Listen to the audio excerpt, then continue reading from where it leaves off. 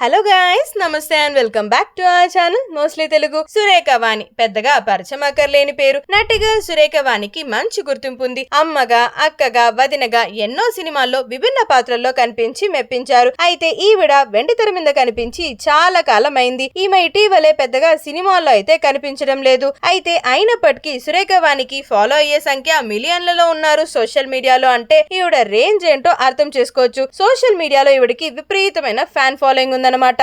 అయితే అందంలో తన కూతురు సుప్రీతతో పోటీ పడుతూ ఫోటో షూట్లతో ఎప్పటికప్పుడు నెటిజన్లను ఆకట్టుకుంటూనే ఉంటారు. సురేఖ వాణి కూతురు సుప్రీత ఇటీవలే హీరోయిన్ గా మారిపోయిన సంగతి తెలిసిందే కదా. మన బిగ్ బాస్ ఫేమ్ అమర్దీప్ హీరోగా చేస్తున్న కొత్త సినిమాలో సుప్రీత హీరోయిన్ గా ఎంట్రీ చేస్తుంది. అయితే ఇదిలా ఉండగా సురేఖ వాణి భర్త అనారోగ్యంతో మరణించారన్న విషయం అందరికీ తెలుసు. ఇక ఆవిడ రెండో పెళ్లికి సంబంధించిన చాలా వార్తలు వైరల్ అయ్యాయి. ఓ ప్రముఖ దర్శకుడు సురేఖ వాణి పెళ్లి చేసుకోబోతున్నారు అన్నట్లుగా ఒక న్యూస్ అయితే వైరల్ అయిపోయింది. తన పెళ్లిపై వస్తున్న రూమర్లకు చెక్ పెట్టారామా. తాను ఎవరిని పెళ్లి చేసుకోవడం లేదు అనేసి క్లారిటీ కూడా ఇచ్చేశారు. అయితే తన తల్లి సురేఖ వాణికి రెండో పెళ్లి చేయాలని సుప్రీత ఎప్పటి నుంచో ప్రయత్నాలు అయితే చేస్తుంది. తాజాగా దీనిపైన మరోసారి కామెంట్స్ చేసిందనమాట.